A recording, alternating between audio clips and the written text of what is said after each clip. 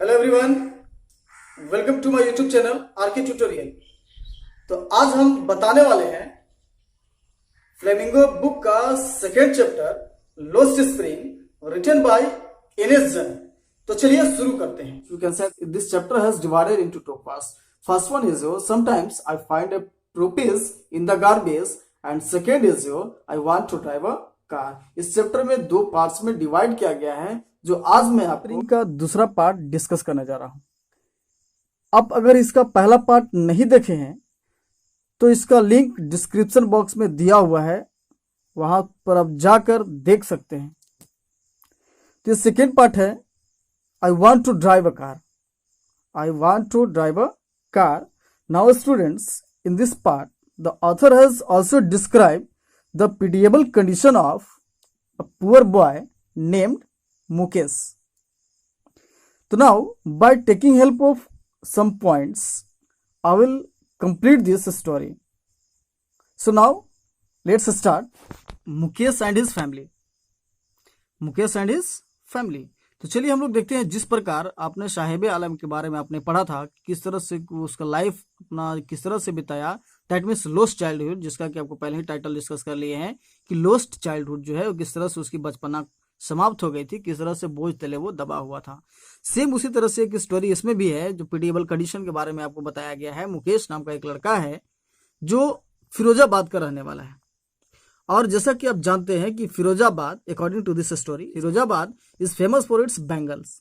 फिरोजाबाद जो है वो बैंगल्स मेकिंग के लिए, चूड़ी बनाने के लिए काफी फेमस है। वो आज भी फेमस है। वहां से बहुत सारे चूड़ियां, जितने भी चूड़ियां सप्लाई होती है उसी जगह से सप्लाई होती है। दैट मीन्स आप कह सकते हैं कि फिरोजाबाद का हर गली, हर मोहल्ला वो चूड़ियों से भरा हुआ था। दैट मीन्स वहां का जो पेशा है वो चूड़ी बनाना और मार्केट में सेलिंग करना ही था। दैट मीन्स आप कह सकते हैं कि मुकेश का परिवार भी एक उसी परिवार से आता था जो बैंगल्स मेकर थे। वो चूड़ी बनाने का मार्केट में सेलिंग करते थे। क्यों? क्योंकि वो सिर्फ आपके मन में ये क्वेश्चन भी आ सकता है कि आखिर वो क्यों सिर्फ चूड़ी बनाते ही थे, बाकी और काम क्यों नहीं करते थे। तो चलिए मैं आगे आपको बताऊंगा कि वो क्यों नहीं करते थे। तब इसमें यह है, मुकेश गरीब फैमिली से है, वहां के जितने भी फैमिली जो है, जितने भी परिवार है उसका, वो चूड़ी बनाने में ही बिजी है। उसके अलावा कोई कुछ काम नहीं करता है। लेकिन इसमें एक मुकेश नाम का एक लड़का है जो अपने आप को हमेशा क्या करता है, वो अलग बनाना चाहता है। That means you want to do something different. वो लोगों से वो अलग बनना चाहता है, अलग करना चाहता है। तो पहला पॉइंट आपके सामने था Mukesh and his family, Mukesh और उसका परिवार। तो आपने देखा कि मुकेश कैसा था और उसका परिवार कैसा था। अब अगला पॉइंट में हम लोग सेकेंड पॉइंट में देखना है, उसी में है कि Mukesh insist on being his on master. That means आप कह सकते हैं कि मुकेश जो है वो एक अपना मालिक बनने का जिद करता है। तो अब देखते हैं कि क्या उसकी जो जिद है वो पूरी होती है या नहीं पूरी होती है। तो चलिए हम लोग आगे देखते हैं। अब ये कहता है कि ऑथर जब मुकेश से मिलती है, ऑथर एनएस जंग जब वो क्या करती है, जब मुकेश से मिलती है और जब उससे बातें करती है, तो बात करने के दरमियान ये होता है, वो कहता है कि I want to do something different from my family. वो ये कहता है कि मैं अपने परिवार से कुछ अलग करना चाहता हूँ। दैट मीन्स जो मेरे परिवार है वो जैसा करते हैं वैसा काम मुझे नहीं करना है। I will break the tradition, I will break the tradition, I want to be a motor mechanic. वो कहता है कि जो ये ट्रेडिशन है, जो परंपरा चलते आ रही है चूड़ी बनाने का, चूड़ी बेचने का, तो मैं वो काम नहीं करूंगा। मैं लोगों से अलग करूंगा और मैं क्या करूंगा, I want to be a motor mechanic. मैं क्या बनना चाहता हूं, एक मोटर मैकेनिक बनना चाहता हूं। अब जब आप सोच सकते हैं कि जब हर फैमिली, उसका पूरा जनरेशन बीत गया चूड़ी बनाने में, अचानक एक लड़का ये बात कहता है कि मैं ये काम नहीं करूंगा, मोटर मैकेनिक बनूंगा, तो ऑथर जो है उसकी आंखों में झांकती है, उसको देखती है और वो मन ही मन सोचती है, एक कीचड़ में एक कमल के फूल के समान नजर आ रहा है, ये नजर दिखाई दे रहा है।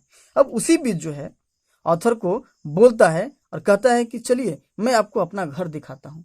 मीन्स वो अपने घर दिखाने की बात करके वो क्या करता है, वहां से साथ में चलता है।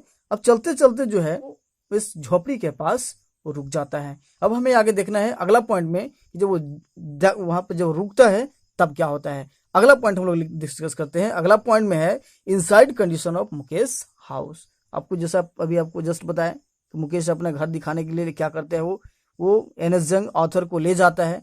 अब जैसे ही वहां पर जाता है वो रुक जाता है। एनएस जंग जो है वो देखती है, एनएस जंग ऑथर जो है वो घर में प्रवेश करती है। तब वह देखती है, वो देखती क्या है कि एक दुबली पतली औरत है जो काफी फेडेड ड्रेस पहनी हुई है, काफी फेडेड साड़ी पहनी हुई है। वो घर में खाना बना रही है। घर में क्या कर रही है? वो खाना बना रही है। और वो भी कैसा, जो घर है वो धुआं से भरा हुआ है, स्मोकिंग, पूरा स्मोक चारों तरफ दिखाई दे रहा है। अब ऐसा लगता है कि ट्रेडिशन, परंपरा के अनुसार जो घर की बहू होती थी वो घूंघट में हुआ करती थी। और वो पता है वो लेडी कौन थी? वो लेडी थी मुकेश की भाभी।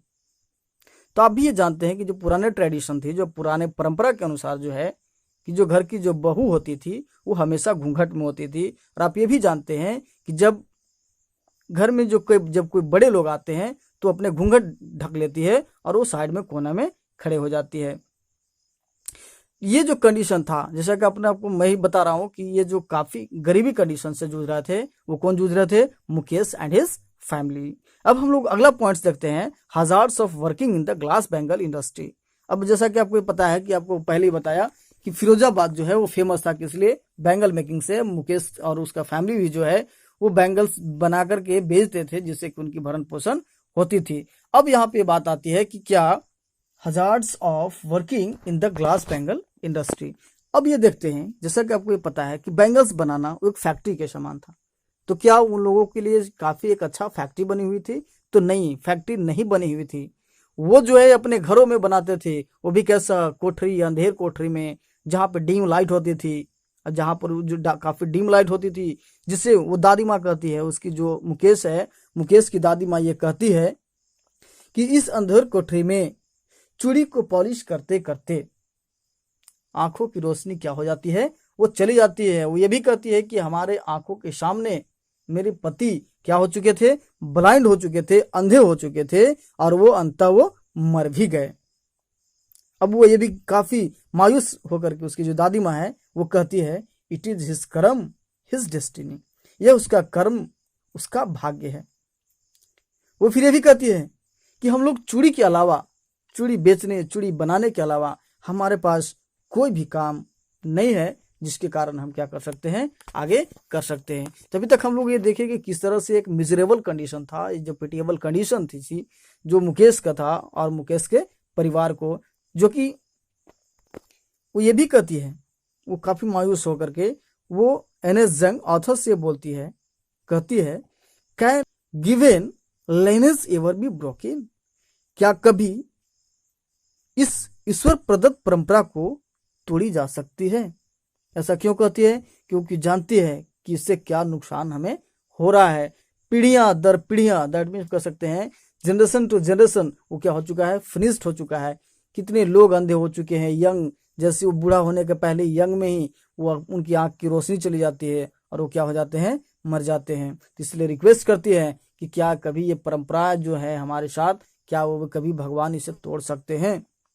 अब अगला पॉइंट में है, अब क्या होता है फिर जब ये दादी माँ से बात करते रहती है, उसी भी थोड़ा सा आगे बढ़ती है, ऑथर जो है वो आगे बढ़ती है और देखती है। और वो देखती क्या है?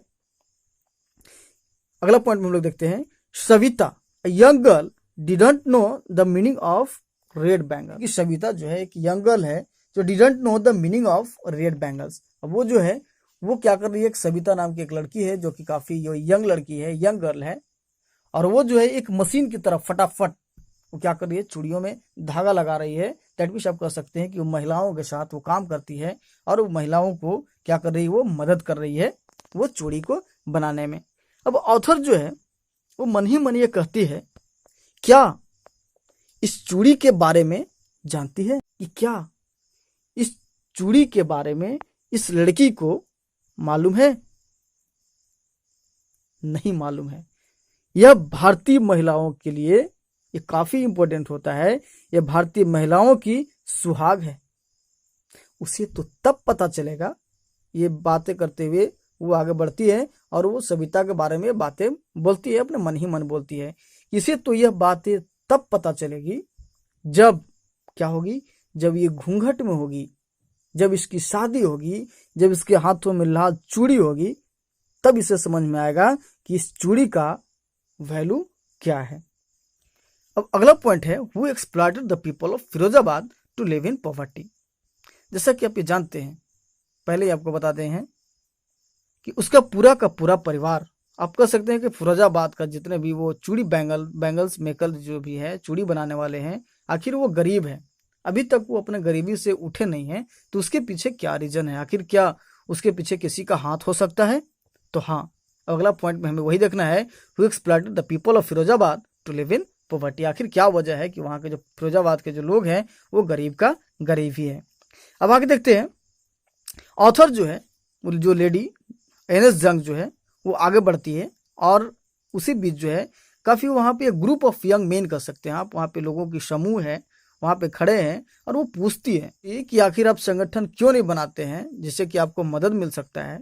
तो वो लोग जो बोलते हैं वो काफी आश्चर्य हो जाता है। वो क्या होता है, वो बोलते हैं कि पहला तो है कि हम बना नहीं सकते, और अगर बना भी लिए तो यहाँ के जो साहूकार लोग जो हैं, जो मिडिल मैन हैं, जो पुलिस मैन हैं, जो पॉलिटिशियंस हैं और ये जो कीपर ऑफ लॉ हैं, जो कानून के रखवाले हैं, वो हमें क्या कर देंगे, वो मुझे जेल में डाल देंगे, मुझे पनिशमेंट देंगे।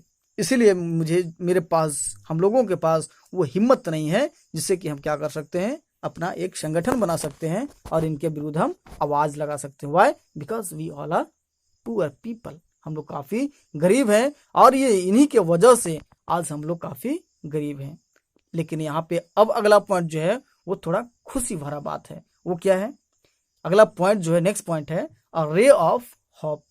एक आशा की किरण जगती है। वो कैसे जगती है?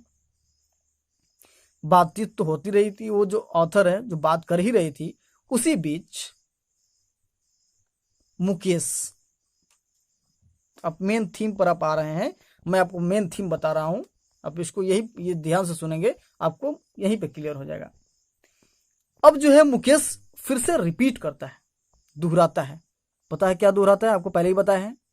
वो दोहराता क्या है कि I want to be a motor mechanic. वो कहता है कि मुझे मोटर मैकेनिक बनना है। मुझे जो ट्रेडिशन है, जो परंपरा है, जो पुरानी परंपरा जो है, वो जनरेशन जो स्पेंड कर लिया है, समय बिता लिया है कि चूड़ी बनाना है और चूड़ी बेचना है, मैं वो काम नहीं करूंगा, मुझे कुछ अलग करना है। क्या करना है? I want to be a motor mechanic. मुझे एक मोटर मैकेनिक बनना है। ऑथर ये पूछती है, कैसे जाओगे, कैसे सीखोगे, कैसे बनोगे? तब वो उसका जवाब है, वो कहता है कि मैं मोटर गैरेज में जाऊंगा, और अभी कैसे, काफी दूर होगा, तो मैं पैदल ही चला जाऊंगा। Why? Because he was fully determined. वो जो है वो काफी डिटरमाइंड था कि हमें ये काम करना है, मुझे अलग काम करना है, चाहे कितना भी दूर क्यों ना हो जाए। अब हम लोग काफी शॉर्ट में उसको जल्दी से एक बार शॉर्ट में उसको रिपीट कर लेते हैं। आपको ये पता है कि मुकेश नाम का एक लड़का है जो, आपको ये भी ट्रेडिशन का शिकार हो चुका है, वो चाइल्ड लेबर का काम करना प्रारंभ कर दिया है। लेकिन वो गरीब होने के बावजूद भी फेमस, जो फिरोजाबाद है वो फेमस था। वो किस लिए फेमस है? आज भी फेमस है। वो बैंगल्स मेकिंग के लिए, चूड़ी बनाने के लिए फेमस है। वहां से जितने भी चूड़ियों का सप्लाई होता है, सारा का सारा सप्लाई जो है पूरे देश में वहीं से सप्लाई होता है। तो मुकेश का फैमिली भी उसी फैमिली से बिलोंग करता था। वो भी चूड़ी बनाते थे और मार्केट में बेचते थे। लेकिन जैसा कि आपको ये बताया कि मुकेश जो है वो कहता है कि मुझे ये काम नहीं करना है। इसके लिए जो है वो क्या करता है, अलग प्लान करता है। उसी जाकर के देखती है कंडीशन कैसा है। एक लेडी है जो काफी घर धुआं से भरा हुआ है, और वो देखती है वहां पर जाकर के कि एक लेडी है किस तरह से खाना बना रही है, एक बहू के रूप में खाना बना रही है वहां पर, है ना, घूंघट में है, और काफी रिस्पेक्ट पूर्वक वहां पर काम करते जा रही है। अब उसी बीच जो है आगे बढ़ते हुए फिर वो देखती है कि सविता नाम की एक लड़की है जो क्या कर रही है, वो लाल चूड़ियां को बना रही है। उसी चूड़ी के बारे में उसका मालूम नहीं है कि चूड़ियां किस काम की आती हैं। लेकिन ये ऑथर ये कहती है कि उसे तो तब पता चलेगा, तब वो आश्चर्य हो जाएगी। कब? जब वो खुद को लाल घूंघट में होगी या उसके हाथों में लाल चूड़ियां होगी। तो फिर आगे वो कहता है कि आखिर ये सब कौन सा वजह है जो लोग यहाँ पे इसे एक्सप्लॉइट करने की करते हैं। तो अगला पॉइंट में हम लोगों ने डिस्कस किया था।